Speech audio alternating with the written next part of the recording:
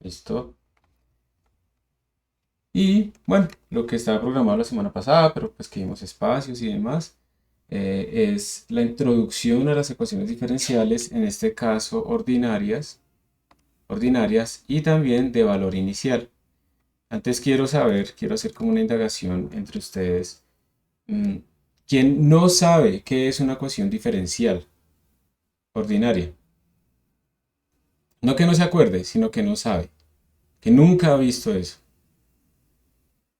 Levante la mano. Listo, entonces parece que todos han visto ecuaciones diferenciales ordinarias.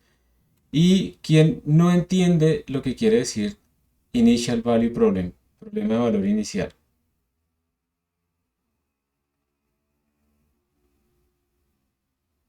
Puede decirlo también por questions and answers, si prefiere hacerlo de forma anónima, no pasa nada. Bueno, listo. Parece que todos más o menos tienen una idea entonces de lo que vamos a hablar el día de hoy. Otra pregunta. En el curso que ustedes vieron de ecuaciones diferenciales ordinarias, seguramente, ¿vieron métodos numéricos para resolver esas ecuaciones? Sí, no. David lo está viendo. Y en este momento, ¿qué están viendo, David? Digamos que están viendo como las recetas de que si la ecuación es así, entonces se resuelve así, que con series es así, que no sé qué es así. Sí, profe, no, ya entramos como de orden superior, Ah, ok, ok. pero no vimos métodos numéricos. Sí, eso a veces lo dejan como para el puro final, pues porque no alcanza también el tiempo, ¿no? Y se supone que alguien más lo ve por series, provenios, bueno, todos los diferentes tipos de maneras de resolver las ecuaciones diferenciales que digamos ustedes, ¿por qué creen que eso es importante en física? Menos para la mayoría de estudiantes de física. ¿Por qué creen que es importante pues estudiar las ecuaciones diferenciales? Aparte de que es un curso que me toca ver en la carrera. ¿Son comunes, no son comunes? ¿Qué representan? Leyes de Newton, como dice Judol, están escritas en forma de ecuación diferencial. También se puede escribir toda la dinámica, las ecuaciones de Maxwell y demás se pueden escribir en forma de ecuaciones integrales. También puede como ver esa otra aproximación. Todo escrito en formas de integrales, pero realmente pues es simplemente una transformación de Pues punto de vista. Señor, adelante.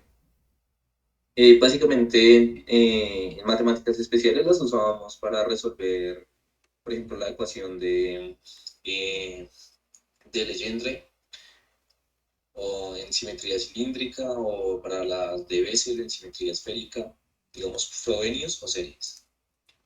Ajá, muy bien. Y de hecho de ahí también aparecen definiciones para esas funciones especiales que le permiten a uno calcularlas.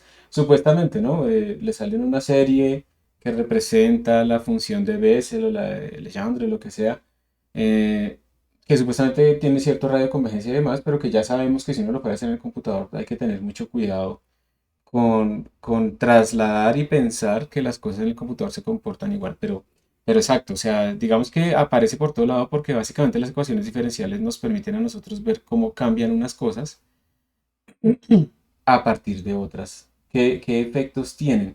Y muchas veces esos efectos no necesariamente son lineales, pero cuando uno los representa de forma infinitesimal o de pequeños cambios, pues eso no importa realmente, uno no tiene que asumir que los cambios van a ser lineales. Hay muchos problemas, por ejemplo, de la física electromagnética. Digamos, yo no sé si a ustedes les han aparecido problemas como estos en donde tienen que calcular la capacitancia de un capacitor que tiene esta forma. Y aquí está relleno de otra cosa. Entonces, digamos, uno aquí tiene un capacitor con una constante eléctrica capa uno y aquí tenemos otro capacitor con constante eléctrica capa 2. ¿Y cuánto es la capacitancia de esta vaina? La capacitancia total.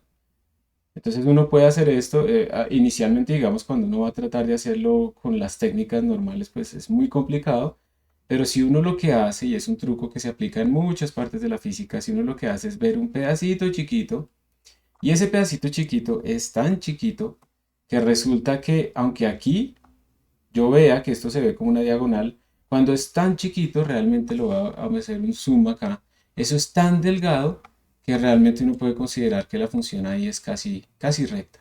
Tiene una pequeña inclinación, pero casi recta. Y entre más pequeño sea esto, pues mejor es esa aproximación. Y entonces yo realmente lo que estoy haciendo es tener, digamos que le voy a quitar esto, lo voy a hacer por acá. Lo que yo tengo acá, entonces serán como dos capacitores que están en serie. Y ahí yo lo puedo resolver localmente. Entonces esto yo lo puedo sacar fácil. Y luego, como estoy sacando realmente es un diferencial de esa capacitancia neta acá, pues después si sumo, integro, bueno, dependiendo de cómo lo defino el problema lo puedo hacer. Es un truco que pasa en muchos casos. Yo todavía recuerdo cuando vi mecánica newtoniana, yo realmente, digamos, en mi colegio, no, pues yo no vi cálculo, yo aprendí un poquito a derivar, pero fue por pura ñoñez que una vez me pusieron a hacer como un trabajo de buscar algún libro y era un libro de cálculo y pues mira, y lo de la derivada y medio leía uno y bueno, rara esta vaina. Pero entonces recuerdo mucho que llegamos a mecánica newtoniana y había un problema que era que uno tenía como un nudo del marinero, ¿no? Entonces uno tiene una cuerda aquí, digamos, que sale tangencialmente en este punto, y esa cuerda subtiende un ángulo dado y llega, digamos, hacia acá, y luego sale aquí tangencialmente. Entonces, de acuerdo a este ángulo que está amarrada, pues cuánto es la fuerza de fricción, y ni idea, o sea, uno se pone a hacer esto eh, sin conocer el cálculo, sin conocer esas técnicas de ver las cosas un poco más pequeñas para que sea más sencillo. Y es realmente complicado, a menos que sea un genio haciendo particiones, que al final lo que está haciendo también es romper eso en pedacitos chiquitos. Entonces después cuando ya venía la solución, entonces no, pues es que usted coge un pedacito chiquitito y usted mira ahí el balance de tensión y no sé qué, y luego integra y sale una exponencial. Y, ¿listo? Entonces hay cosas que se ven tan difíciles, pero con el cálculo pues llegó una revolución impresionante que permitió estudiar un montón de problemas. Y las ecuaciones diferenciales pues entonces surgen de forma natural cuando uno está viendo cómo cambian cosas, pequeñas cosas respecto a otras. Entonces, para nosotros es muy importante saber resolver ecuaciones diferenciales. Obviamente hay animales muy diferentes en ese reino. Tenemos las ecuaciones diferenciales ordinarias que dependen del valor inicial. Entonces son condiciones iniciales, las típicas que estamos acostumbrados. Posición inicial, velocidad inicial. Entonces, esas son las que, digamos, vamos a resolver en este caso. Pero hay otros animales ahí, como las de condición de frontera, donde, por ejemplo, aparece, digamos, la ecuación de Schrödinger. Y en esta ecuación ustedes tienen, digamos, un pozo infinito. Y en ese pozo infinito ustedes quieren estudiar cómo es la función de onda de una partícula. Es como el pozo es infinito, ustedes tienen que, digamos, imponer que la función de onda en este punto, pues valga cero acá, y la función de onda en este punto valga cero. Entonces es un problema diferente porque no estamos diciendo que aquí la posición vale cero y la derivada vale algo. No, eso sería un problema de valor inicial. Aquí estamos diciendo es que aquí la posición vale cero y aquí la posición también vale cero. Entonces es un problema diferente. Y dependiendo de los valores de energía que uno vaya dando, entonces le van saliendo a uno como diferentes tipos de funciones. ¿Sí? Que son, bueno, disculpen esos dibujos tan feos. Que son las diferentes soluciones para diferentes tipos de energía, pero es un problema de valor, de valor de frontera. Entonces realmente aquí aparecen nuevos métodos en donde, por ejemplo, uno lo que hace es decir, bueno, yo sé cómo resolver ecuaciones de valor inicial, entonces yo sé que aquí la posición inicial vale cero, pero no sé cuánto es la derivada, entonces le voy a poner una derivada arbitraria. Entonces esa vaina llega y hace así, ¡pah! Entonces no me dio bien. Entonces llego y le pongo la misma condición inicial de posición en cero, pero le pongo otro valor de derivada y digamos que me dio así, ¡pin! Pego acá. Y uno empieza a jugar, y eso se llama el método de shooting, uno empieza a jugar con cómo cuadro aquí la derivada para que al final pues me cumpla la condición de frontera. Y hay muchos otros métodos y obviamente uno aquí puede introducir cosas aún más elaboradas como por ejemplo ya diferencias finitas, ya particionar el espacio e imponer la condición. Y cuando uno hace eso de particionar el espacio, pues uno lo que tiene es lo mismo que tenemos ahorita que vamos a ver nosotros. Realmente en el fondo nosotros vamos a tomar un valor acá al inicio, un valor final y vamos a discretizar el espacio porque nosotros no podemos hacer un continuo en el computador. Entonces vamos a discretizar el espacio. Esta discretización, si esto es el espacio, pues la vamos a llamar delta X, si es el tiempo, la vamos a llamar delta T, o en general la vamos a llamar como H, el tamaño de esa partición. Esas particiones pueden ser uniformes o pueden ser no uniformes, dependiendo de lo que uno esté buscando. Uno al principio empieza con uniformes porque es lo más sencillo de entender, pero a veces hay funciones, digamos, que tienen comportamientos como que al principio hacen así, o eso no es lo que yo quiero. al principio hacen así y de repente hay unos dominios donde como que se aceleran mucho y luego vuelven a calmarse. Entonces uno lo que espera es que por acá en esta zona uno tenga acá, uno tenga como un delta t y acá un delta t que sea grande en estas dos zonas, pero en esta uno tenga un delta t mucho más pequeño, porque digamos, la frecuencia característica, el tiempo característico de la ecuación es diferente en estas dos zonas. Entonces, en general, hay métodos más elaborados y mucho mejores que lo que hacen es particionar de forma irregular. Y ellos mismos van detectando realmente en dónde tienen que hacer eso. Entonces nosotros vamos a ver la forma más sencilla posible, que es particiones regulares y demás, para tener como concepto de qué es lo que está pasando por detrás. Pero en el fondo realmente hay métodos mucho más elaborados que esos son los que ya nos entregan las librerías, porque no es que nosotros no podamos implementarlos, sino que esas librerías ya están probadas, eficientes, hasta paralelizadas, estables y demás. Entonces es para que nosotros sigamos haciendo ciencia y no nos quedemos repitiendo y volviendo a inventar la rueda. Entonces los métodos discretizan y el secreto fundamental de todo esto es, si yo parto en este punto que tengo acá, ¿cómo hago para llegar aquí, al siguiente? Entonces estamos diciendo, y vamos a ponerlo en un punto arbitrario, digamos acá. Por favor, ignoren que estas flechas están de tamaño diferente, vamos a pensar que son lo mismo. Entonces yo estoy, digamos, aquí en un tiempo t, y yo quiero pasar a un tiempo o una posición, un tiempo t más delta t, o una posición x más de x, lo que sea. Esa es la clave. Teniendo yo la información acá, ¿y qué quiere decir teniendo la información? Yo sé, por ejemplo, aquí cuando vale x de t, en este punto, y yo sé cuánto vale la derivada. Digamos, en este caso vamos a decir que la velocidad. Vamos a suponer que es un problema de dinámica. Entonces, de cinemática. Dinámica, porque vamos a tener aceleraciones y fuerzas. Entonces, tenemos estos valores. ¿Cómo hago yo entonces para llegar acá al x de t más delta t y a la velocidad de t más delta t? Esto es una transformación que yo estoy haciendo aquí. Yo tengo esta información y digamos que en principio pues también voy a tener aquí las aceleraciones. Entonces, con esta información que tengo acá en el tiempo t, ¿cómo puedo pasar con el menor error posible al tiempo t más delta t? Y hay muchos algoritmos que nos pueden llevar aquí y cada uno se va a diferenciar en capacidad computacional o necesidad computacional y también en orden de aproximación. Y uno de los más sencillos pues es el algoritmo de Euler que viene de la derivada. Entonces ustedes cuando aprendieron a derivar, se les dijeron, mire, f' de x es igual al límite cuando h tiende a 0, bueno, vamos a escribirlo así, cuando h tiende a 0 de f de x más h menos f de x sobre h. Eso es básicamente lo que nos enseñaron a nosotros. Se ve un poco feo así.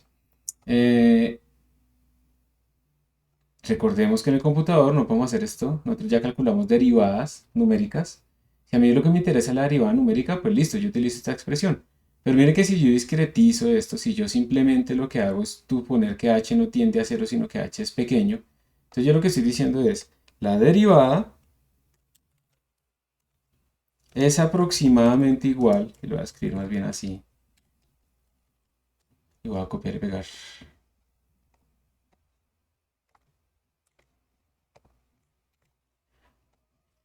A esto.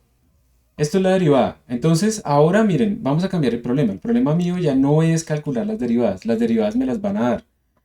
¿Por qué? Porque estoy hablando de una ecuación diferencial y una ecuación diferencial tiene de las derivadas. Entonces, mi problema ya no es calcular las derivadas. Recuerden que el problema es pasarme a un tiempo siguiente. Entonces, voy a utilizar esta expresión y recordemos que esta vaina era de orden h. Voy a utilizar esta expresión para despejar el valor siguiente. Estoy asumiendo que sí conozco las derivadas porque tengo la ecuación diferencial. Y como sí conozco las derivadas, entonces voy a ver cuánto sería el valor siguiente para poder resolver este problema que teníamos acá, de pasar al valor siguiente. Entonces hagámoslo. Más o menos esto nos daría. ¿Qué nos daría? Vamos a ponerlo acá.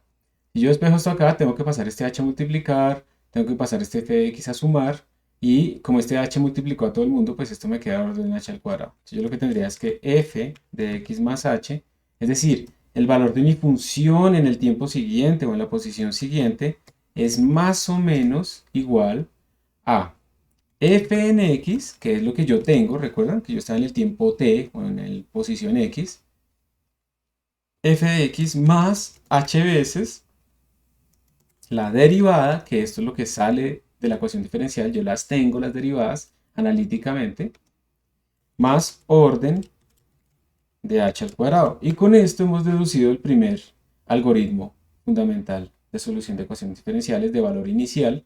¿Y por qué sé que es valor inicial? Porque estoy tomando el valor siguiente en términos del valor actual y sus derivadas en el valor actual o en el tiempo actual. A eso se le llama el algoritmo de Euler. Es uno de los algoritmos más sencillos, más básicos que podemos utilizar para ir avanzando en nuestro sistema. El error que yo cometo cuando paso de t a t más delta t localmente en un solo paso es de orden h al cuadrado, pero si hago n pasos en total, pues el orden del error total va a ser h a la 1. Crece porque se va acumulando. Yo cometí un pequeño error en pasar de acá a acá. Cometí otro pequeño error en pasar de acá a acá. Entonces esos errores se van acumulando y se van subiendo, se van sumando. No es tan pesimista como el dicho que dice, ¿no?, que los amigos llegan y se van y los enemigos se acumulan. No es tanto como eso, sino simplemente si yo parto de unas condiciones iniciales que ya tienen error, pues eso me va a ir afectando las soluciones que no tienen. Es como les digo, este es el algoritmo de los más sencillos posibles, realmente. Lo vamos a implementar, pero vamos a ver que no es necesariamente el mejor. Este algoritmo, por ejemplo, es muy inestable, entonces no conserva propiamente la energía. Si ustedes llegan y simulan una partícula que rebota en el suelo, digamos que sin pérdida de energía debería siempre mantenerse, digamos, a la misma altura, pero uno lo que va a ver con el algoritmo de Euler es que esa vaina va a empezar como a ganar altura o cosas así raras. No es estable, entonces funciona para h's muy pequeños. Y pues ahí viene toda una teoría para tratar, eso finalmente lo que estamos haciendo es una interpolación de un punto t a un punto t más delta t, un punto x a un punto x más delta x o x más h. Estamos haciendo una interpolación, esta es una interpolación lineal y podemos hacer interpolaciones de mayor orden, podemos hacer correcciones teniendo en cuenta las derivadas y allá aparecen un montón de algoritmos que ustedes de pronto conozcan o hayan escuchado alguna vez como los de Runge-Kutta, que hay de orden 2, de orden 3, de orden 4, que es el más famoso, orden 5, bla bla bla, predictor corrector. Están otros algoritmos como eh, Verlet, Leapfrog. Y entre estos algoritmos, por ejemplo, hay unas clases especiales. Digamos que cuando ustedes buscan información van a darse cuenta que, por ejemplo, estos algoritmos de Verlet, Leapfrog, velocidad Verlet, Verlet optimizado, son algoritmos que se llaman algoritmos simplécticos. Y eso de la simplecticidad, no sé si se diga así, está relacionado con que estos algoritmos cumplen unas condiciones en el espacio de fase y son muy útiles en ciertos sistemas donde uno necesita que se asegure esa condición. Entonces, por ejemplo, Verlet es un algoritmo que tiene muy buena precisión en posición, es de orden delta t a la 4 en posición, pero es de orden delta t al cuadrado en velocidad. Hay una diferencia. Pero ¿cuál es la ventaja de Verlet? Como tiene tanta precisión en posición, se utiliza normalmente mucho en simulaciones tipo astronómicas, ¿sí? De gravedad, de órbitas y demás, porque como la fuerza allí depende de la posición, pues yo lo que necesito es mucha precisión en la posición. Leapfrog tiene delta t en la posición y delta t al cubo, y delta t al cubo en la velocidad, entonces mejora la velocidad perdiendo en la posición. Y también es muy estable, entonces uno pone esas simulaciones aquí a correr. Eso no vamos a alcanzar a hacerlo, pero pronto si ustedes alcanzan a ver con el profesor Alejandro dinámica molecular, de pronto pueden ver algo así. Se conserva muy bien la energía y pues entonces digamos que son algoritmos que tienen entre esas ventajas, pues eso que les acabo de mencionar. Hay otras ventajas, por ejemplo, y es que para pasar de un paso al siguiente, para pasar de x de t a x de t más delta t, solamente evalúo la fuerza una vez. Mientras que en estos algoritmos como Runge-Kutta o predictor corrector tengo que evaluar la fuerza muchas veces. Y si evaluar la fuerza cuesta mucho computacionalmente, entonces son algoritmos que aunque me mejoren la precisión, son lentos. Entonces estos están orientados a ecuaciones de segundo orden, básicamente ecuaciones de segundo orden, como la segunda ley de Newton. Son muy eficientes y tienen un buen orden, por eso son muy famosos, se utilizan bastante. Algoritmos simplécticos se llaman ellos. Normalmente uno ve en los cursos de ecuaciones diferenciales, pues el de Euler y lo ejecuta y demás, pero no se discute un poco la precisión y la, ¿cómo se diría? Como qué tan adecuados son para el contexto, digamos, dinámico que nos interesa a nosotros. Ya en contextos aplicados donde queramos ver evolución de sistemas que se rigen por segunda ley de Newton y cosas así. Entonces, con esta introducción, pues vamos a pasar a mirar ahora sí un poco cómo podemos resolver estas ecuaciones y cómo pues, podemos utilizar SciPy para obtener soluciones de estos sistemas.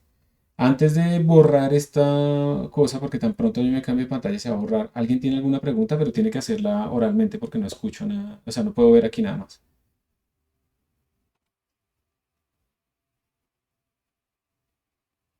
O de pronto corregirme en algo, alguna imprecisión que cometí.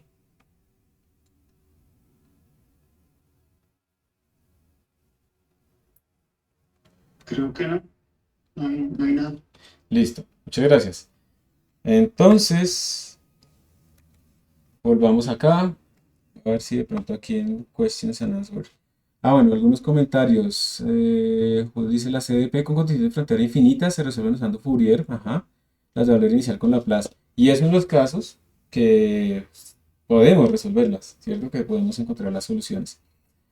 Ya cuando uno va a la realidad encuentra también muchas ecuaciones cuya solución no se puede obtener analíticamente y toca mezclar técnicas analíticas con técnicas numéricas. Incluso hay formas en las que uno puede acelerar la convergencia de esas series y demás. Entonces, hay que saber de ambos mundos. Aquí dice, no he logrado conectarme al internet, la web está horrible y es el único lugar donde tengo acceso a mi internet. Mi casa no es un buen lugar de trabajo, ajá. Y mi fase de trabajo es la U. Listo. Pues no pasa nada, igual vamos a poner trabajos durante la clase, en la desaceleración en la que nos encontramos. Entonces, desde que estés, digamos, tratando de prestar atención con el dispositivo, está bien, no te preocupes. Sí, sí, la universidad. ¿Ustedes leyeron el comunicado la semana pasada de la División de Tecnología de algo que pasó en la universidad o nadie sabe? ¿El del ataque? El del ataque, sí. Hubo un ataque Sí. cibernético, ellos pues ahí dijeron eso, ¿no? Que habían sido atacados. Yo no me acuerdo cuál fue el término que utilizaron. Eh, Como el 18 de marzo, creo, algo así. Pues yo creo que fue que el 18 de marzo se dieron cuenta. Y entonces han estado haciendo unas pruebas, unos cambios, un montón de cosas fuertes en la infraestructura. Por ejemplo, la semana pasada nos afectaron un poco el funcionamiento de la sala porque hubo días en que no había internet, pero era porque ellos estaban como desconectando zonas, tratando de rastrear la intromisión. Y bueno, entonces ahorita debe haber inestabilidad y, por ejemplo, un día en que no hubo acceso a la wireless en la universidad y hubo un día también en el que no se podía utilizar Moodle dentro de la universidad, pero por fuera sí, una cosa así, unas vainas re locas. Entonces, pues, si la universidad antes tenía una red inestable, un poco lenta a veces y eso, ahora pues más. Entonces, bueno, ahí estén preparados para eso. Aquí Daniel dice en fluidos de Navier-Stokes, recuerdo que se usaba reducción de orden y elementos finitos. Y ya elementos finitos, yo no sé si lo alcancen a ver ustedes con el propio Alejandro, ya es un método mucho más elaborado. Hay que entenderlo porque, digamos, es un poco más general, pero es más potente. Pero al ser más general y más potente, requiere que uno pues, le dedique como más tiempo a tratarlo de entender.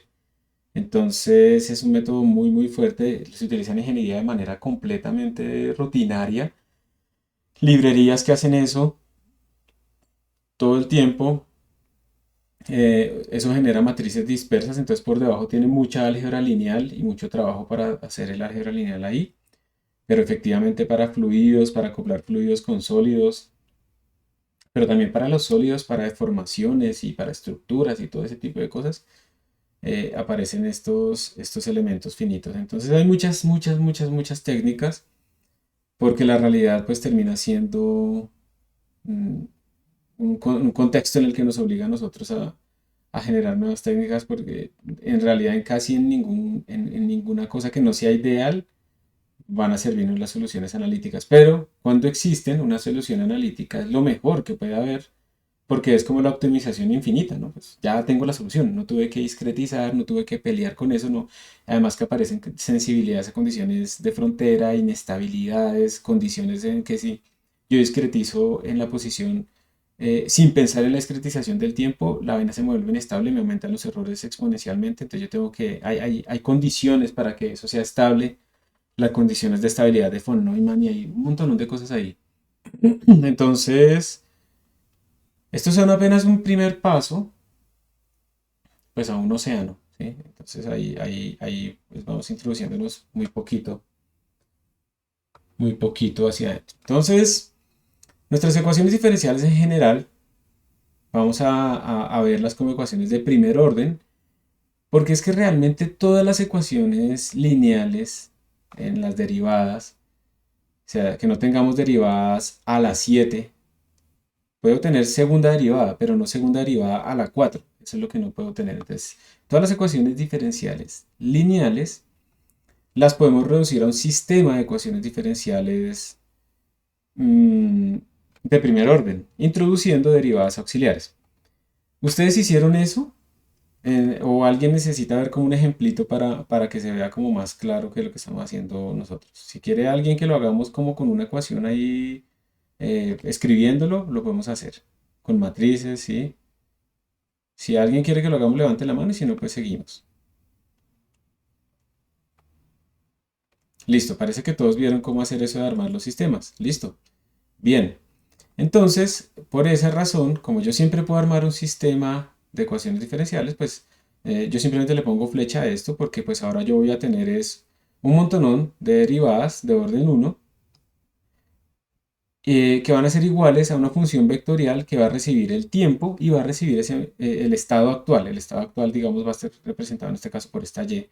Y esta y pues son los valores de las funciones que estoy tratando de buscar. Y pues como esta cosa retorna para cada componente de este vector y su derivada, pues entonces yo voy a tener aquí una función realmente. A ver si le pongo esto más grande para que lo vean mejor. Ejemplo, digamos, nosotros tenemos la segunda ley de Newton, tenemos masa por aceleración igual a la sumatoria, a la fuerza neta, pero la aceleración, estamos en una dimensión, pues es la derivada de la componente de la velocidad en esa dimensión respecto al tiempo, que es la segunda derivada de la posición respecto al tiempo al cuadrado. Entonces uno tiene, digamos, esto es una caída de un cuerpo, que la gravedad va hacia abajo, sí, la gravedad va hacia abajo y además tiene un arrastre que va hacia arriba. Como está cayendo y va hacia abajo, entonces esta fuerza realmente va hacia arriba, ¿cierto? Porque esta vez es negativa. Entonces menos por menos da más. Entonces tenemos un cuerpo que va cayendo y tiene amortiguamiento lineal. Puede ser que está cayendo en un fluido o puede ser que está cayendo en el aire y su velocidad no es tan alta que todavía se puede modelar. Es como al inicio del movimiento que todavía se puede modelar de esta manera. Entonces aquí yo tengo una ecuación de segundo orden para la posición, para z en función del tiempo. Entonces uno lo que hace es introducir una ecuación, una derivada extra, que sería la velocidad. Entonces mi vector de estado sería la posición y su primera derivada, que es la velocidad. Y entonces ahora yo tengo que mi función, que retorna las derivadas, va a tener pues dos componentes. La primera componente es la derivada de esta primera componente. Entonces la derivada de z es v, ¿listo? Y la derivada de v, pues es toda la fuerza, acá. Todo esto dividido por la masa. Entonces sería v perdón, sería menos G menos B por V, donde B es como ese coeficiente de amortiguamiento. Se puede escribir en términos de una matriz y la matriz tiene como la información de la evolución de nuestro sistema. Especialmente se utiliza también en sistemas oscilatorios para encontrar los modos normales y cosas así. Entonces, bueno, aquí hay un ejercicio para que ustedes hagan ese mismo transformación de un sistema. Esta es una ecuación diferencial de orden 3 y transformarlo entonces en tres ecuaciones de orden 1. ¿Quieren hacerlo? Levanten la mano si alguien quiere hacerlo y les doy un momentico para que lo hagan, repasen, recuerden, o si no, pues seguimos. Y pues yo también lo haría.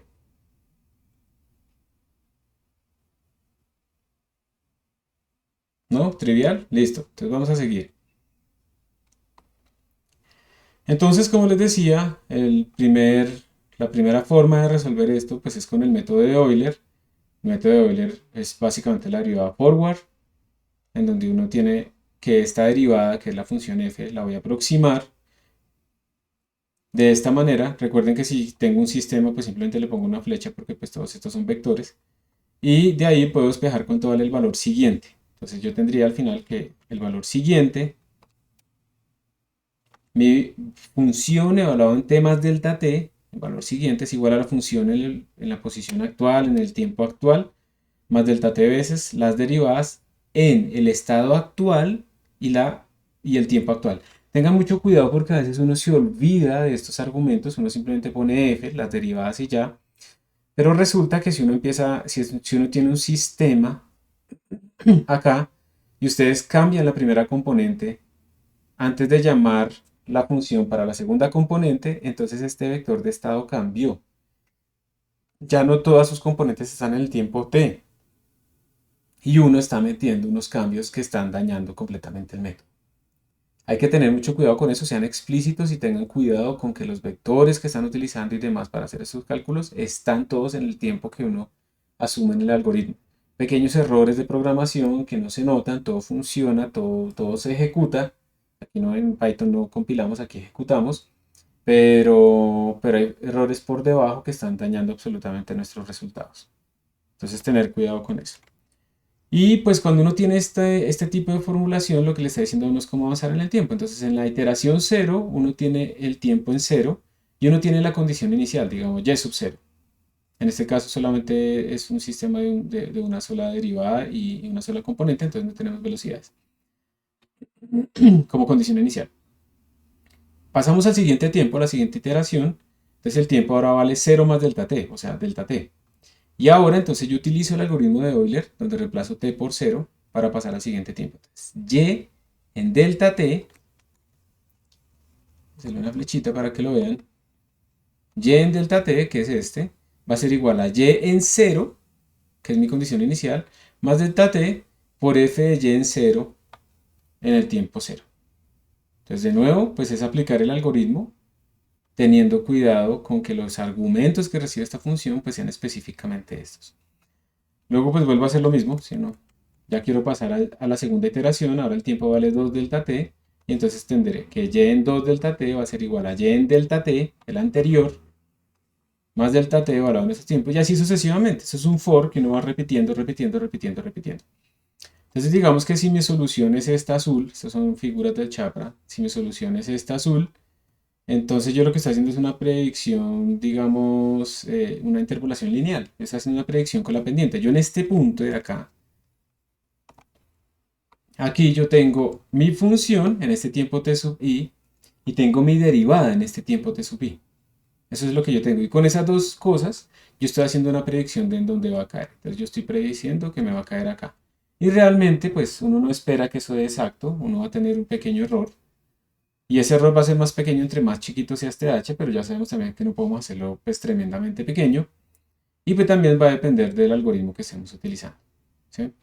Entonces en general, eso es lo que hace este algoritmo. Hay algoritmos predictor-corrector que lo que hacen es, bueno, yo con este valor predicho, calculo entonces, por ejemplo, en un punto intermedio, por acá, o incluso aquí al final, calculo la derivada y hago una corrección. Pero eso implica entonces que calculo más veces la derivada y eso pues puede tener sus costos dependiendo del sistema que uno esté simulando. Entonces eso es lo que hace el algoritmo de Euler. Y, y pues digamos que aquí ya viene un ejemplito para que ustedes puedan comparar el algoritmo de Euler con la función de SciPy que nos permite a nosotros resolver ese tipo de problemas. Entonces vamos a tener esta ecuación diferencial. Esta ecuación diferencial tiene esta solución. Vamos a resolverla desde t igual 0 hasta t igual a 4 en pasos de delta t igual a 1, que es un paso delta t grande, grandísimo. La condición inicial va a ser esta, y igual a 2 en t igual 0. Y la idea es que vamos entonces a utilizar SciPy para poderla resolver y comparar con el algoritmo de Euler, a ver si realmente hay diferencias o no. En SciPy existe esta funcióncita que se llama solve IVP, que quiere decir resolver Initial Value Problem. Y esta función, pues es la función, digamos, el caballito de batalla que vamos a utilizar nosotros para resolver las ecuaciones diferenciales. Entonces vamos a mirar el manual, como siempre. Y en el manual, entonces esta vaina nos dice, mire, en SciPy hay un submódulo llamado integrate. Y en este submódulo llamado integrate hay una funcióncita llamada solve IVP. Entonces tenemos que de SciPy integrate llamarla, importarla. ¿Qué recibe? Entonces esta función recibe esta función para resolver la ecuación diferencial recibe una función. ¿Y qué es esa función? Dice right hand side of the system. Básicamente, cuando dicen esto del right hand side, es que ustedes están escribiendo su sistema de esta manera, como está acá, y el right hand side, pues es esto. O sea, básicamente esa función fun es la función que retorna las derivadas. Eso es lo que nos está diciendo, básicamente. ¿Sí? Nada más. Esa es la función que nos retorna las derivadas. Entonces volvamos al manual. Miren, de hecho aquí está, de y de t es igual a f de t, coma y. Y por favor, pilas con estos argumentos. T, y, no y, t. Eso puede cambiar absolutamente todo. Entonces, primero recibe el tiempo, que es un escalar, un número. Y segundo recibe el estado, el y, que en general es un vector. Si yo tengo una ecuación diferencial de orden 3, se convierte en 3 ecuaciones de orden 1. Entonces este vector tendría 3 componentes. En ese ejemplo que estoy dando. Entonces, bien, recibe la función que retorna las derivadas. Y esa función debe recibir el tiempo, tiene que tener esta interfaz. Recibe el tiempo y recibe el estado. Listo. También recibe como argumento el tspan. Y eso es un argumento obligatorio. Chicos, pregunta para ustedes. He hablado mucho. ¿Por qué eso es un argumento obligatorio?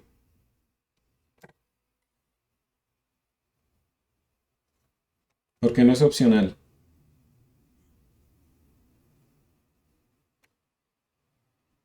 Porque hay que definir el grid del tiempo de utilización. Ajá, por si no, exacto, él no sabría en dónde resolver. Y como aquí no tenemos un igual a algo, como si pasa acá, ¿sí ven? Estos son argumentos obligatorios. No tienen valores por defecto. Yo, por ejemplo, puedo ignorar, puedo no ponerle el método y él por defecto va a utilizar el método RK45. Entonces, tenemos que decirle el tspan. Vamos a mirar qué es el tspan. Dice, una secuencia de dos miembros. Intervalo de integración t sub 0 a t sub f. O sea, en dónde empieza el tiempo y en dónde termina el tiempo. Y hay algunas ecuaciones donde uno no sabe cuándo termina el tiempo. Ya vamos a ver qué hacer allá. Por ejemplo, yo estoy simulando la trayectoria de un proyectil y ese proyectil pues va a ser así y luego va a ser así, ¿cierto? Entonces yo no sé cuánto se va a demorar en caer de nuevo. Yo necesito que cuando caiga pare. Entonces si yo le pongo un tiempo muy corto, pues voy a llegar hasta acá. Pero si le pongo un tiempo muy largo, pues esta vaina va a seguir, va a seguir, va a seguir. Entonces, ¿qué hace uno ahí? Pues hay una forma en la que uno le puede decir pare cuando ocurra algo. Le pongo un tiempo muy grande, pero le digo que pare cuando ocurra cierta cosa. Eso ya lo vamos a mirar cómo hacerlo. Pero por defecto tenemos que darle siempre el tiempo inicial y el tiempo final. Entonces dice que el solver va a empezar en t igual a 0, en t sub 0, e integra hasta que llega a t igual a t sub f. Dice que los dos deben ser flotantes o valores que se puedan interpretar o convertir en un flotante. ¿Listo? Entonces eso, cuando dicen que es una secuencia, básicamente nos están diciendo que tiene que ser una tupla o una lista.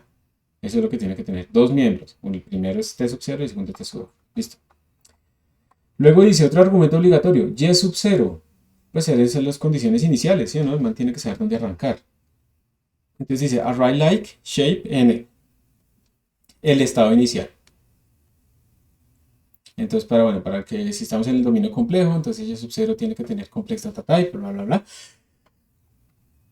¿Por qué le ponen esto de shape n? Porque dicen que array like, porque en general, recuerden que esto es una función que en general es vectorial, eso representa en general un sistema vectorial. Entonces, de nuevo, si yo tengo un sistema de tercer orden, me aparecen 3 ecuaciones de primer orden.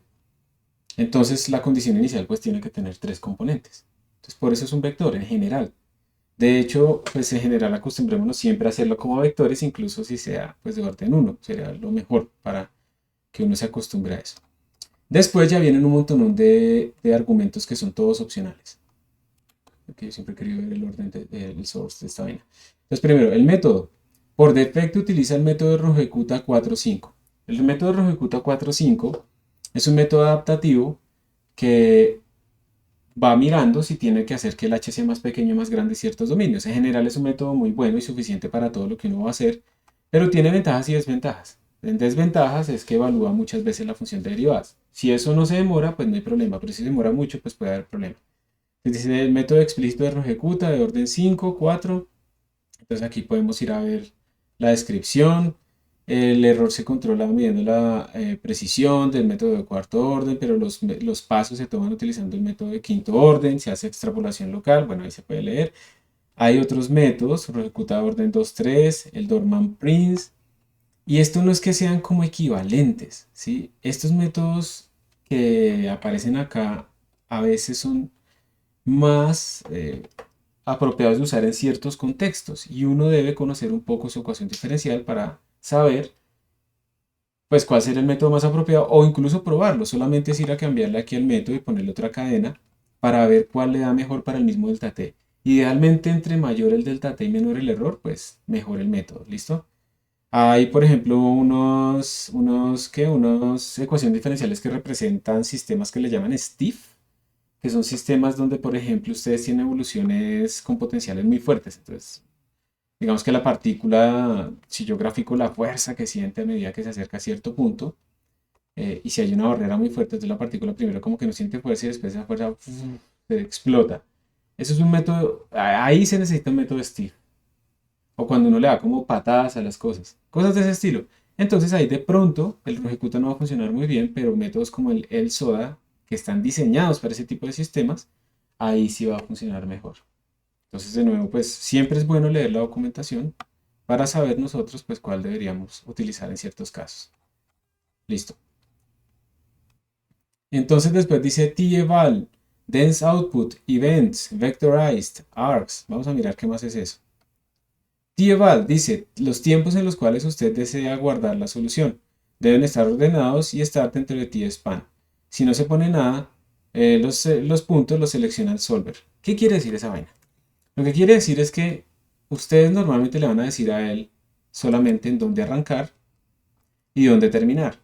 Pero el solver va a escoger en dónde evaluar las soluciones. Él va a ir cambiando el delta t y él va a ir diciendo yo lo quiero evaluar en este punto, y puede ser que él escoja acá, acá y luego por acá y se acabó. Y solamente tenemos estos 5 puntos.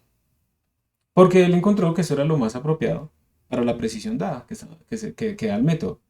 Pero de pronto si ustedes dicen no, es que yo necesito en unos puntos específicos, yo quiero acá, acá, acá, acá, más los bordes obviamente. Entonces ustedes les tienen que mandar este arreglo, el t-eval, para decirle yo quiero que lo evalúe en estos puntos. Él puede evaluarlo también en puntos intermedios, pero obligatoriamente lo están diciendo yo quiero los datos de posición y demás en estos puntos. Entonces es una cosa útil, por ejemplo en este problema que acabamos de formular. Queremos que lo evalúe en delta t día 1. Eso no lo podemos forzar. Entonces tenemos para obligarlo a hacer eso, tenemos que mandarle un t-eval que vaya en pasos día 1. Y así lo estamos obligando a que por lo menos lo evalúe ahí. Pero realmente en el fondo nosotros no estamos diciendo que el delta t para el método pues, de esta función sea 1. Lo que estamos diciendo es que no lo pinte ahí. En cambio con Euler sí lo podemos fijar en ese valor. Dense output, entonces si queremos a continuous solution, realmente yo nunca lo he probado y me suena raro, pero podríamos mirarlo a ver qué es lo que nos bota ahorita. Y los eventos es lo que yo les decía, que es la manera en la que yo le puedo decir que pare cuando pasa algo. Entonces yo, por ejemplo, cuando estoy haciendo la simulación de la trayectoria del proyectil para destruir el tanque ruso, entonces yo necesito que cuando la altura sea 0 o la altura sea algo, pare. Entonces yo le puedo decir que cuando ocurra ese evento eso pare. ¿Cómo se hace eso? Uno crea una función llamada evento que miren que tiene la misma forma de las derivadas, recibe el tiempo, recibe el estado. Y lo que se hace es que este evento retorna algo y la idea es que esta vaina para cuando este evento vale 0. Entonces si yo quiero, por ejemplo, que la altura aquí sea 2 metros, en este punto, que pare cuando la altura sea 2 metros, pues yo retornaría cuando la altura menos 2, eso es lo que yo retorno, la altura menos 2. Y entonces él va a buscar cuando esa vaina valga 0. Y ahí va a parar. Eso lo va a hacer utilizando un algoritmo de búsqueda de raíces. Si yo quiero que valga 0, pues retorno simplemente la altura. La altura menos 0 vale 0. Y así sucesivamente. Y uno le puede poner esta condición, uno le puede decir que si es terminal esa condición.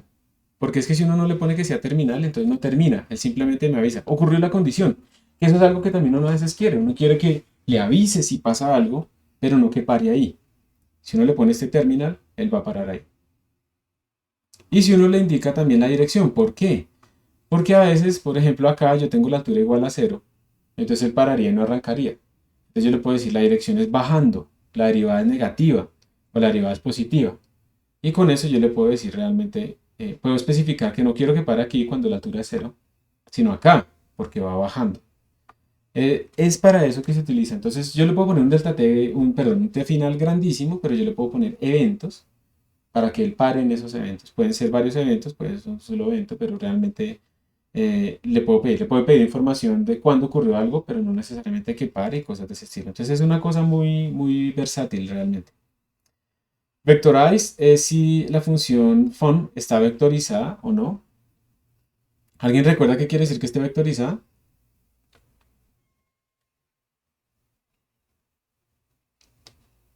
Eh, pues, no, o sea, que uno le puede enviar como un array de NumPy y pues va a evaluar el... O sea, es, digamos que una función que solo recibe un argumento, pero uno la vectoriza y ya le puede mandar un array y pues va a evaluar todos los elementos de array y esa función es como hacer un... Pero pues, Sí, exacto, muchísimas gracias. Básicamente lo podría mandar un array de tiempos, que no quiere decir evalúeme en estos tiempos, sino como que me evalúe varias condiciones o varias ecuaciones diferenciales y cosas así. Y argumentos, args, es en caso dado que ustedes hayan hecho una función que no solamente recibe el tiempo y el estado, sino argumentos extras. Están haciendo un estudio paramétrico, varios osciladores lineales o lo que sea, que dependen de varios parámetros. Entonces ustedes quieren ver cómo la solución para cambiando el A o cambiando el B o cambiando el C o cambiándolos todos, como sea. Entonces si ustedes reciben más, le mandan más argumentos, aparte del T y el Y, tienen que especificarle en args cuáles son los valores de esos tres argumentos. De la misma manera, la función de eventos también debe recibir los mismos tres argumentos. O sea, tienen que ser exactamente iguales, tienen que coincidir ambos. Tienen que tener la misma firma, le llaman acá el signature. Bueno, aquí hay muchas más cosas, tolerancias relativas, absolutas, el jacobiano para calcular las derivadas, pero bueno, no nos vamos a meter más allá. Y miramos lo que retorna. Entonces retorna el tiempo, que son los puntos, donde evaluó, y si nosotros le dijimos que evaluara en ciertos puntos, pues ese tiempo es el mismo tiempo que le dijimos donde evaluara. Nos retorna un y que tiene la dimensión de cuántas ecuaciones diferenciales tenía y por cada una de esas dimensiones, pues los puntos donde lo evaluó, cuánto vale. Entonces las posiciones, digamos que si tenemos un sistema de orden 3, entonces esta vaina va a retornarnos nuestras 3 filas y por cada fila tenemos n points columnas, donde n points pues es el número de puntos donde se evaluó. La solución, que es un node solution, pero yo nunca he utilizado esto, que es cuando uno utiliza lo de dense output. Los eventos, si ocurrieron los eventos, en qué tiempo ocurrieron, los y de los eventos, cuánto valía ahí nuestro vector de estado en esos eventos. Y bueno, algunas otras cosas, cuántas veces se evaluó la diferencia, las derivadas, la función, las derivadas y bueno, cosas así. Y ahí está, aquí hay muchas referencias sobre de dónde salieron los algoritmos. Y pues como siempre hay ejemplitos. Entonces miren que este ejemplo es muy sencillo. Importamos NumPy, de SciPy importamos el solve IPP. Definimos nuestra función de derivadas, entonces en este caso es una función que retorna simplemente 0, menos 0.5 por y, es una ecuación diferencial que representa como esa cosa exponencial, que la derivada es una constante por la función. La resolvemos de esta manera muy sencilla, entonces a ver, esta vaina es la función que retorna las derivadas. ¿Esto qué es? A ver si se acuerdan. el tiempo inicial y el final. Muchas gracias. ¿Y esto qué es?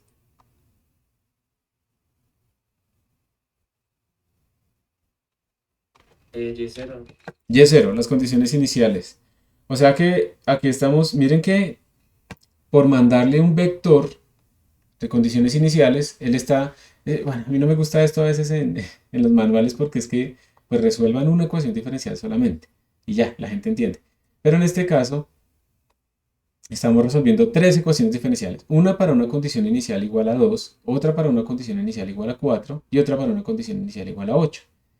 Entonces, todo lo que retorna mi función se guarda en esta sol, que es un objeto que tiene un montón de datos, ¿no? Como hemos visto acá, la solución tiene pues el tiempo, los yes, la solución, ta.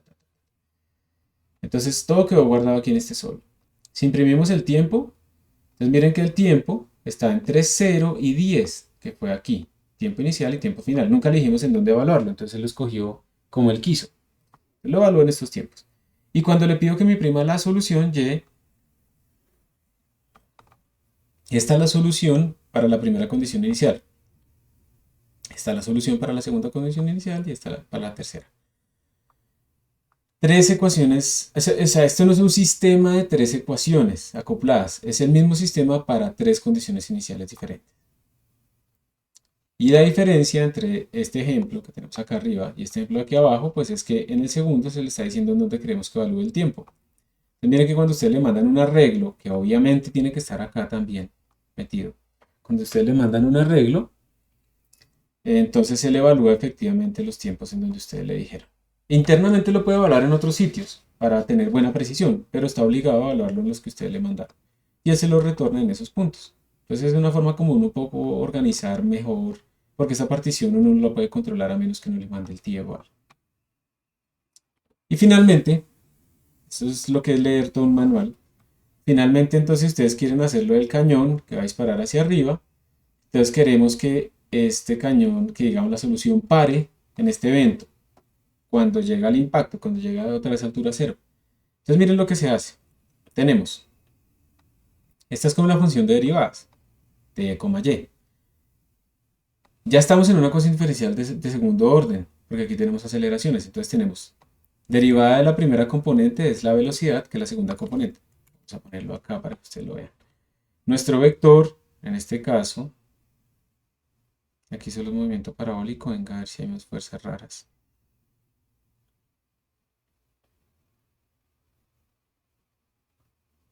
Sí, parece que sí.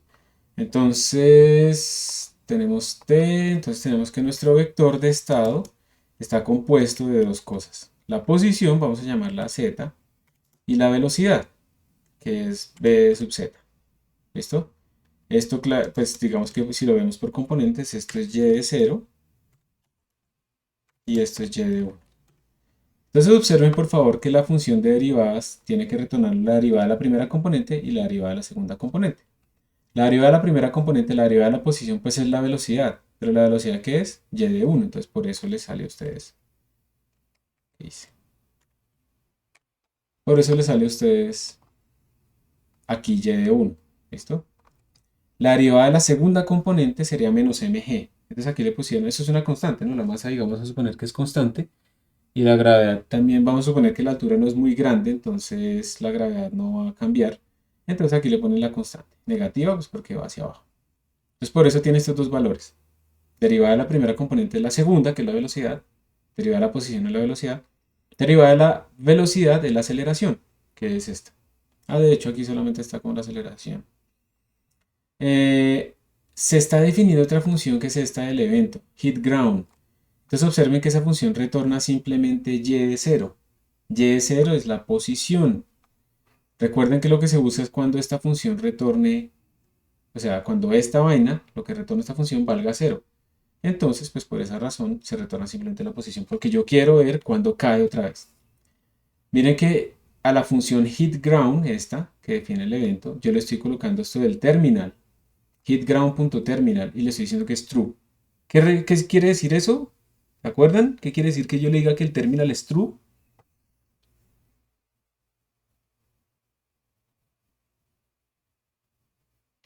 Que hay acá, ¿no? ¿Qué qué, perdón? O sea, que termine ahí, ¿no? O sea, Que que termine ahí. Ajá, así nadie el, calcula. exacto, así el tiempo final que yo le haya puesto sea 1000 veces el tiempo en el que ocurre esta vaina, que pare ahí. Muy bien. ¿Y alguien recuerda qué significa esto de la dirección?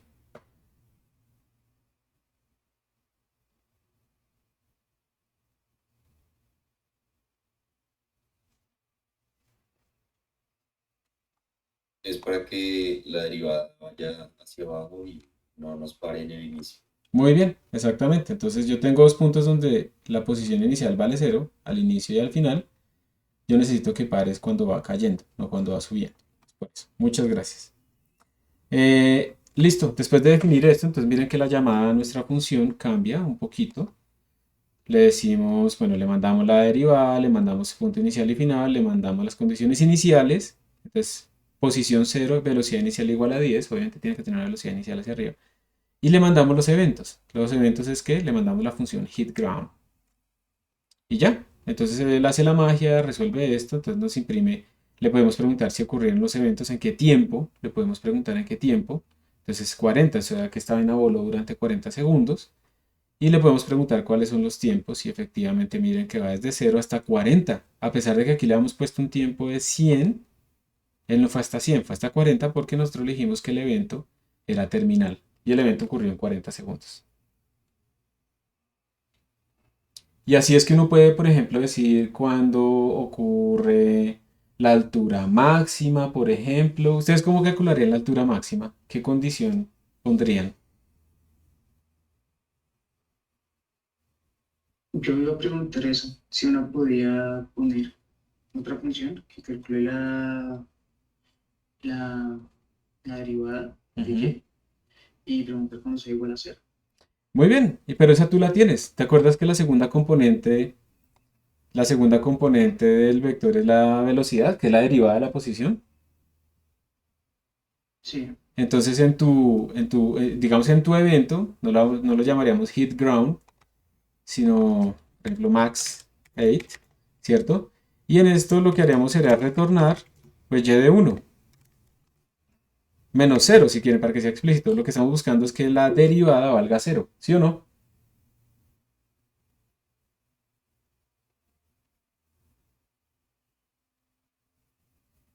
Y, Una pregunta. sí, sí, dale. Es que, o sea, esa función uno la define, sí, pero es que uno ahí directamente está usando como notación de objetos. O sea, en Python una función, o no sé, es que a veces creo que tiene una función, es como un objeto y uno le puede definir cualquier propiedad. Y ahí estás dando. Sí, pues te cuento una cosa. En Python todo es un objeto, absolutamente todo. Bueno, en C++ también, y realmente lo que pasa es que uno no lo ve, no lo mira, pero por ejemplo cuando tú declaras un número en Python, eso es un objeto de tipo entero que tiene unas características, o de tipo float o lo que sea. Entonces efectivamente, esa sintaxis, yo me imagino que tú estás preguntando por esta parte que está acá, ¿cierto? El punto terminal, el punto de direction, que uno dice, oiga, pero yo nunca definí que mi función tuviera esas características. Efectivamente, tú le estás aquí añadiendo unas características que tú no las declaraste explícitamente, pero que le puedes añadir a tu función. Entonces las funciones son objetos que tú puedes extender de esta manera. Y también les puedes poner decorators y un montón de vainas más para cambiar sus características. Entonces sí, es un objeto al que tú le estás añadiendo como estas dos características. Si tú lo usaras después en otros contextos, a nadie le va a importar porque nadie consulta terminalidad direction. Pero Solve IVP está programado para ir a buscar esas características cuando uno le manda los eventos.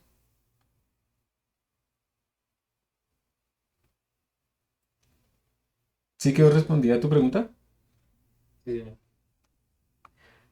Listo, entonces es muy, muy, muy brutal. Entonces uno le puede, por ejemplo, decir que, que la avise la altura máxima, pero que no pare ahí, o que llegue a la altura máxima, ¿sí? Cualquiera de esas dos cosas puede ser. Entonces uno jugando con esto pues lo puede hacer. ¿Quedó claro también la respuesta a lo de la altura máxima?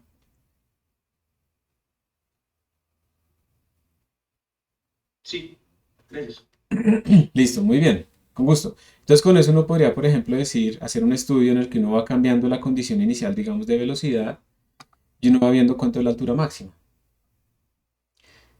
Entonces yo hago un for para las velocidades iniciales, dentro de ese for resuelvo, o sea, todo esto lo meto dentro de un for. Entonces voy cambiando la velocidad inicial, esta, le voy dando valores dentro de ese for. Entonces para cada velocidad inicial resuelvo todo el sistema y le pregunto cuál fue su altura máxima. Vuelvo a cambiar aquí la velocidad, la altura, sí, la velocidad inicial y vuelvo a calcular la nueva altura máxima. Y así puedo sacar una función que me diga cómo es la altura máxima en función de la velocidad inicial. Y luego puedo ponerle a eso amortiguamiento con el aire, por ejemplo lineal, y hacer lo mismo y ver si cambia la curva de altura máxima en función de la velocidad inicial o no, que efectivamente pues debería cambiar, ¿cierto? Y así es que uno puede empezar a hacer estudios paramétricos de esos sistemas.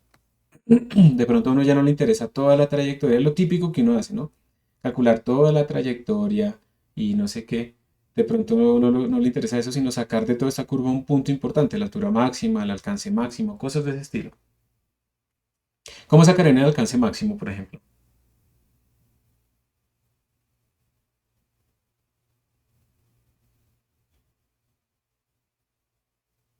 El último término, ¿no? El último término colocando como terminal esta condición, ¿cierto? Muy bien. Entonces esto es bien potente. Y ya pues, bueno, miramos a ver si hay alguna pregunta. Aquí creo que hay una pregunta.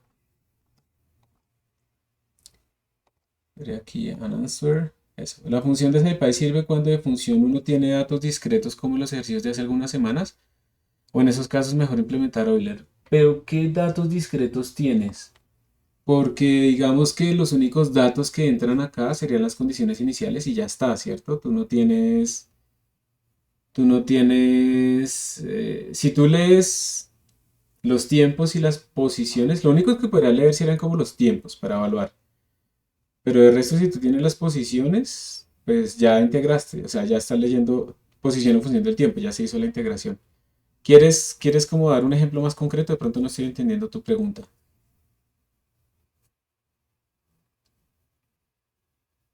Entonces yo estoy pendiente ahí si sale la pregunta más concreta, porque creo que en este momento, digamos que si tú leyeras de un archivo la posición en función del tiempo o algo así, pues ya tienes resuelta tu ecuación diferencial, ¿no? Entonces ya no tendrías que hacer nada. Pero de pronto es algo más. Entonces ahí quedó pendiente. Entonces volviendo acá, vamos a resolver esta ecuación diferencial y entonces miren que aquí pues está la solución para que ustedes la vean. Y vamos a importar de NumPy para hacer nuestros arreglos, vamos a importar solve_IVP, vamos a crear nuestra función de derivadas. Esta ecuación diferencial, eso es un ejemplo, entonces tiene su ecuación, su solución teórica para esas mismas condiciones iniciales. Entonces aquí creamos una función que retorna la solución teórica, pues para que comparemos. Y entonces lo vamos a hacer, vamos a crear una funcioncita que hace muchas cosas. Miren, vamos a crear una función que se llama solveSystem. No me gusta esta función, pero la quise dejar así para no cambiar todo. Porque hace muchas cosas. Esta función resuelve el sistema y además pinta. La idea es que ustedes separen normalmente los conceptos. Una cosa que resuelva el sistema y que lo haga bien y otra cosa que pinte y lo haga bien bonito. No mezclar todo, pero bueno, vamos a dejarlo así. Entonces esta función solveSystem que está aquí escrita recibe el tiempo inicial, lo tiré, el tiempo final, las condiciones iniciales y el delta t. Entonces esta primera parte es resolviendo con SciPy. ¿Qué hago yo? Voy a llamar a solve_IVP, le mando la función de derivadas, recuerden, aquí está la función de derivadas. ¿De dónde salió? Pues esta es mi ecuación. 4 por exponencial de 0.8t, 4 por x de 0.8t, menos 0.5 por y, menos 0.5 por y. Ahí está. Entonces le mando la función de derivadas. Le mando el tspan. Entonces este es el tiempo inicial y el tiempo final, que fueron con las constantes que yo lo llamé. Le mando la condición inicial, que es este y sub 0. Tengo que mandarle una lista, porque recuerden que él espera que esto sea como un arreglo. Así sea en una sola dimensión, él espera que sea un arreglo de una sola componente en ese caso. Y como de alguna manera estoy mandando el delta t, esto quiere decir que yo quiero que me evalúe la ecuación diferencial en esos tiempos, separados por delta t.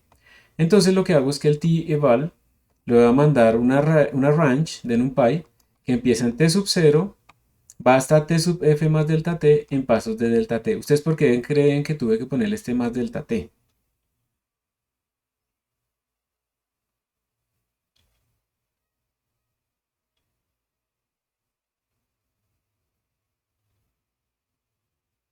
Porque creo que Rancho no toma el valor. Exacto, muy bien. Como no toma el último valor y yo quiero que llegue hasta t sub f, si yo hubiera hecho esto así, pues llega hasta t sub f menos delta t, básicamente.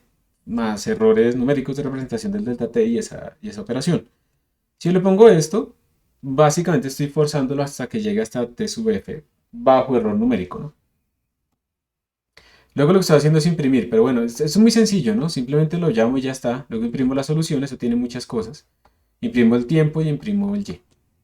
Luego lo voy a resolver con Euler. Entonces con Euler tengo que hacer un poquito más de trabajo, simplemente porque tengo que definir el tiempo para Euler, tengo que definir los y's donde voy a guardar la solución de Euler, tengo que ponerle al y inicial el valor de la condición inicial, y luego pues hago el for. O sea, lo estamos haciendo manual, estamos aplicando este Euler, ¿sí? Muchas veces. Entonces tengo que hacer un for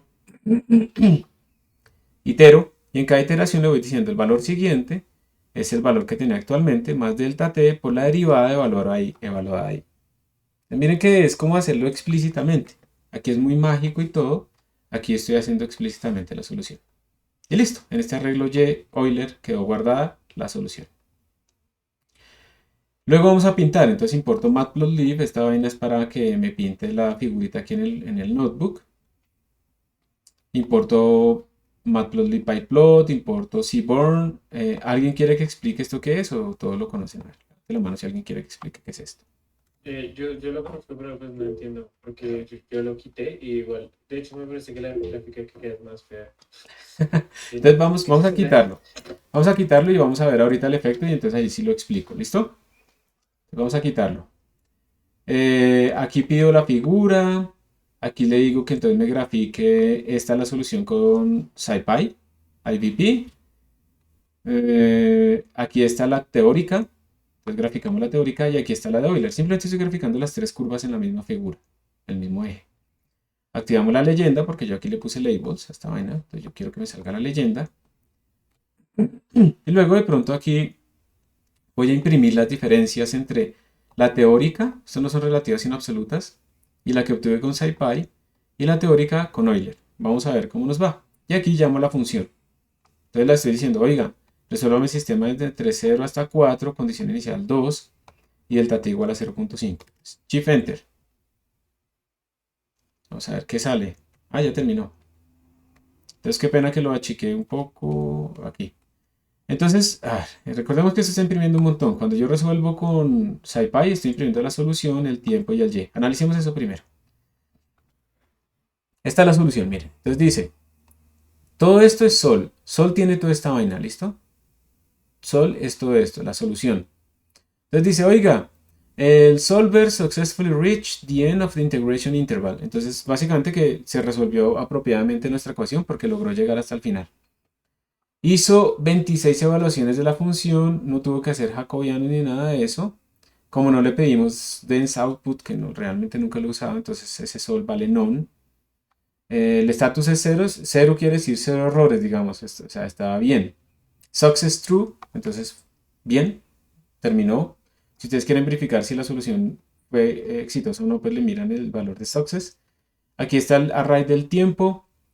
No hubo eventos porque nosotros no le mandamos eventos. Aquí está el array de la solución, entonces empiezan 2 porque esa era la condición inicial, ¿se acuerdan? 2.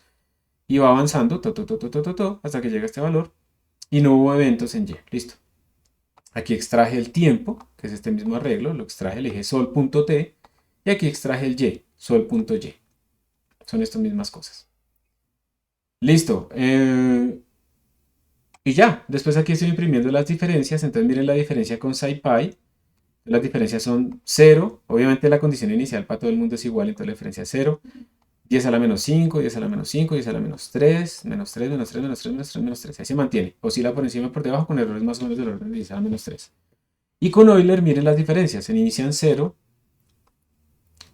0.25, 0.58 y se va dañando cada vez más. Miren por ejemplo esta última diferencia. Mientras que con SciPy es del orden de 10 a la menos 3, con Euler ha ido aumentando. Ya vamos en 9.27. Gigante. Estamos hablando de 4 órdenes de magnitud de diferencia. Y aquí están las figuritas para que ustedes la vean más clara. Entonces, la teórica es la naranja. Las estrellitas azules son la solución con SciPy. Entonces, miren que la solución con SciPy básicamente está encima de la teórica. No está exactamente encima, vemos que hay diferencias pequeñas. Pero la sigue muy bien. Y miren con Euler cómo nos dio. Se va separando. Entonces, Euler es muy fácil de implementar y todo eso, si uno lo fuera a hacer a mano, comparado con implementar Rogecuta o algo así. Pero no es muy estable, no es muy bueno.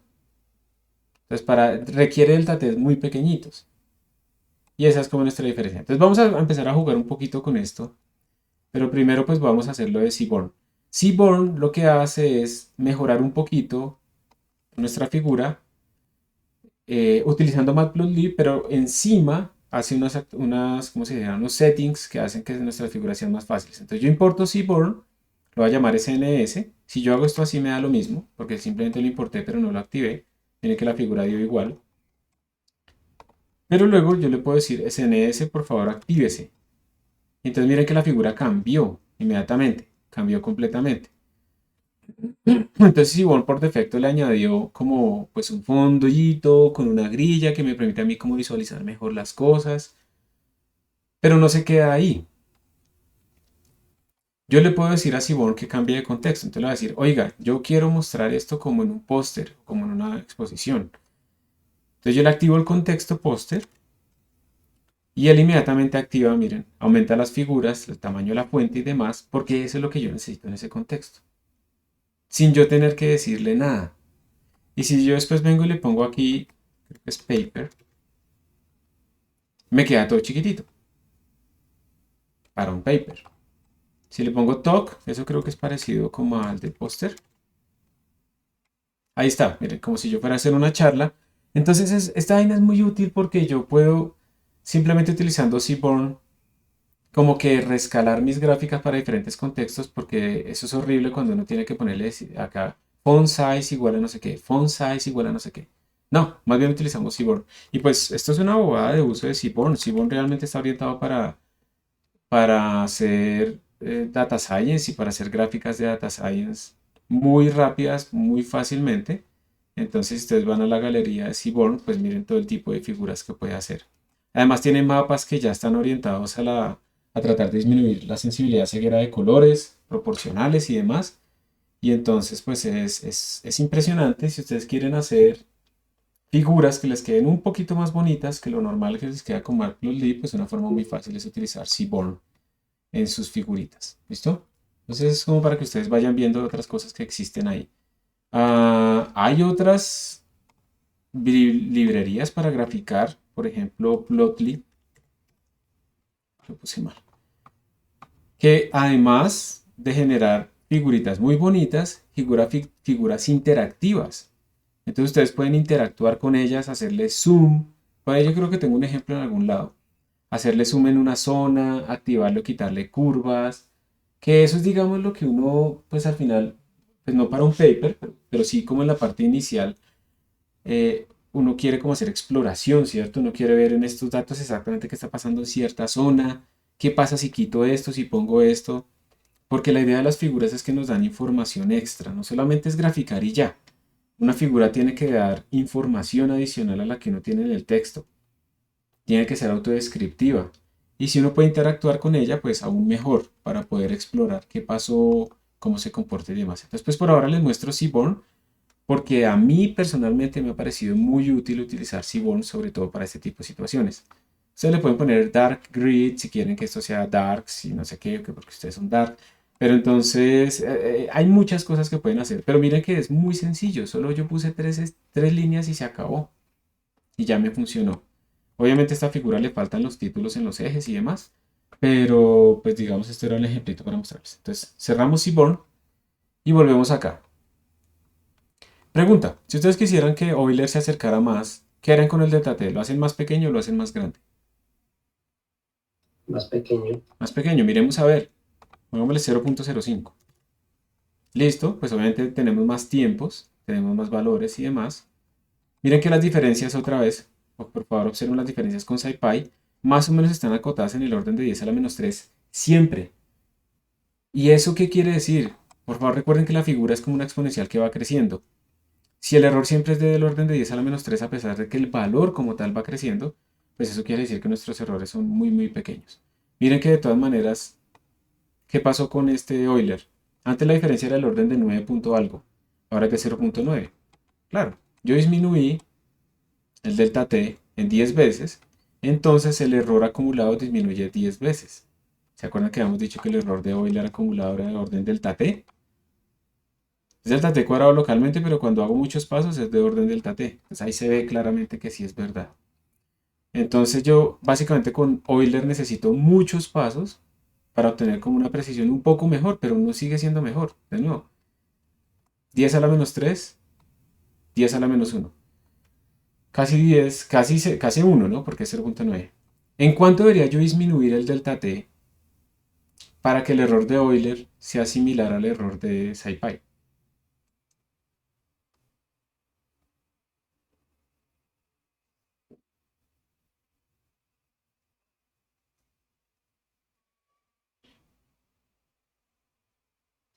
Unos 10 a la menos 5, creo.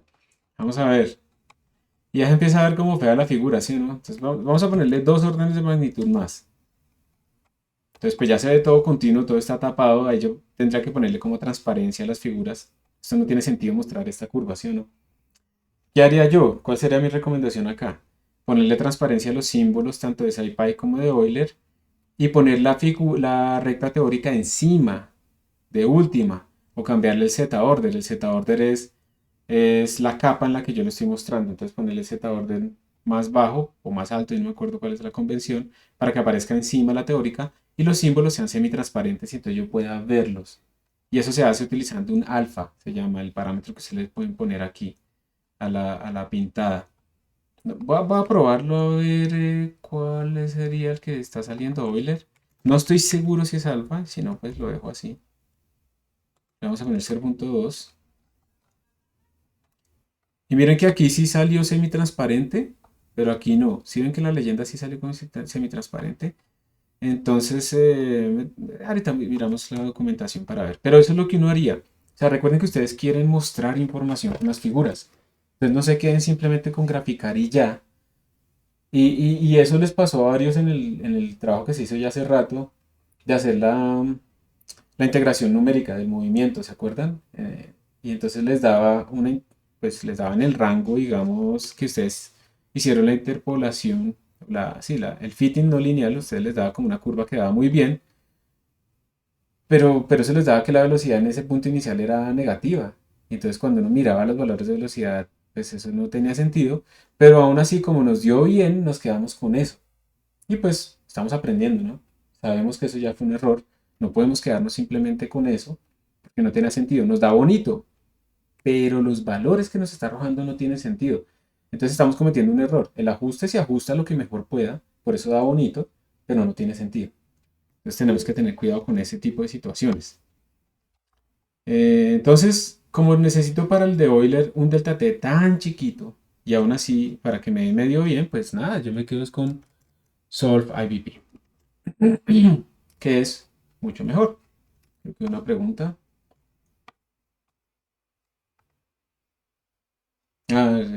No sé, hoy qué será. Debe ser de Seaborn. Entonces, por ejemplo, pues aquí hay un ejercicio que hay que resolver este sistema. Es un sistema de orden 1. Aquí está pues también la misma cosa. Pues creo que ahí está la solución. Miren que nuestra solución con Solve IVP es bastante fácil. ¿Sí? La sigue muy bien. Bueno, aquí no está la teórica, pero pues, ¿ustedes cómo harían para saber que esta solución es la apropiada? Que Solve IVP no está haciendo esto mismo que hizo Euler y se está yendo, pero como no tenemos la teórica, pues no sabemos con qué comparar. ¿Ustedes qué harían para tratar de ver si esto está bien o no está bien?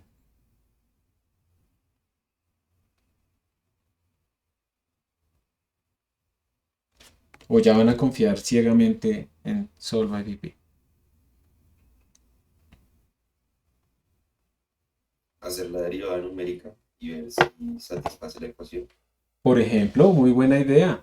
Entonces yo tengo estos Ys y hago la derivada, aunque recordemos que la derivada es muy sensible a ruidos, pero uno puede hacer la derivada numérica y ver si satisface. Buena idea, muy bien. Yo iba a proponer algo más tonto, que es simplemente resolverlo para un delta t más pequeño. Y si yo lo resuelvo para un delta t más pequeño, ¿ustedes qué esperan? De todas maneras, si uno hace el delta t cada vez más chiquito, uno esperaría que la precisión mejorara, ¿cierto? Entonces si yo lo hago, digamos, hagámoslo bien, un orden de magnitud más pequeño. Si yo hago esto así, me salen estas dos curvas.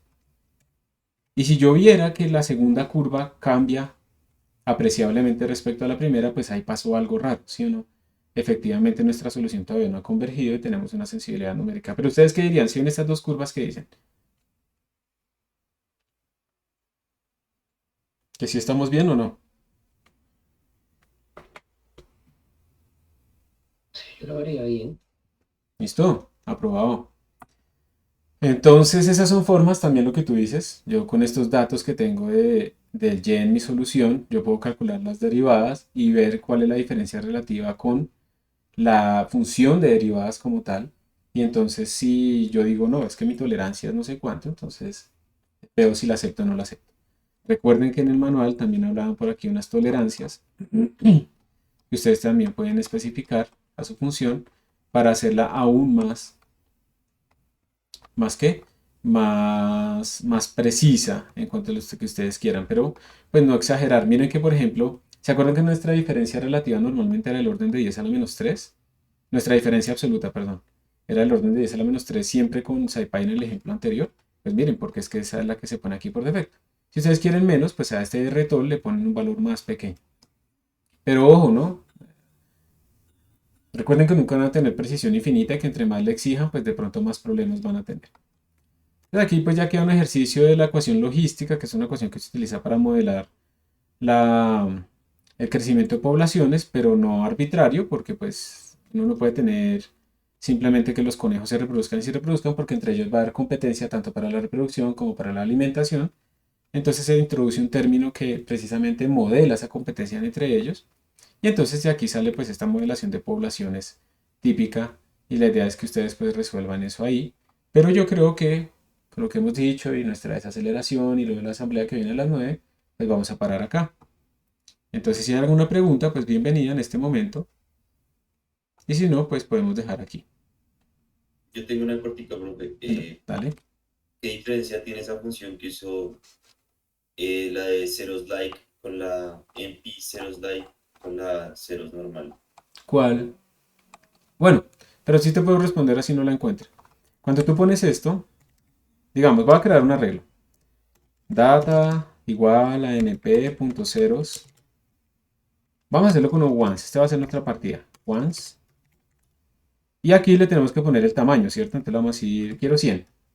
Entonces, ¿qué me produce esto? Esto me produce un arreglo de 100 elementos, todos valen 1. Estamos bien hasta acá, ¿sí? Sí. Vamos a poner data 1 igual a np.ceros. Y le ponemos 100. Esto me produce un arreglo de 100 elementos llenos de ceros. Todos valen 0.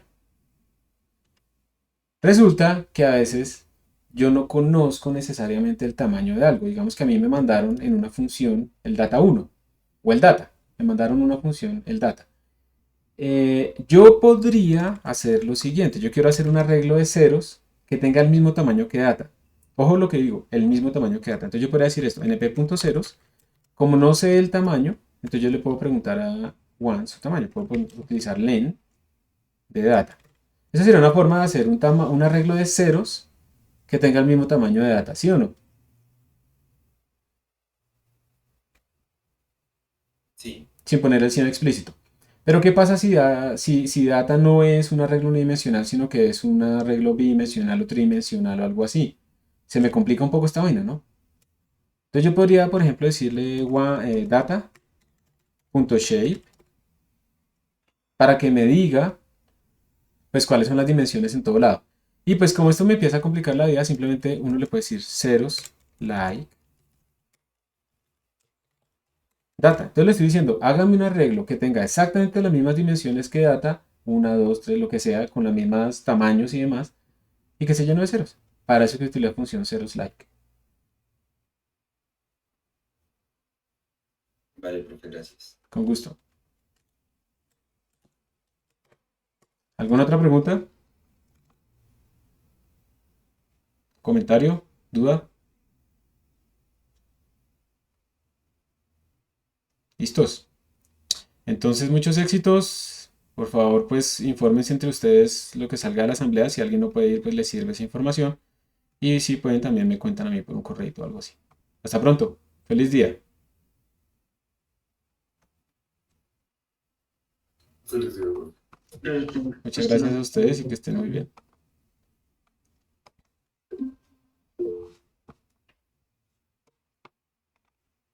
Hasta luego, que estén bien. Feliz día.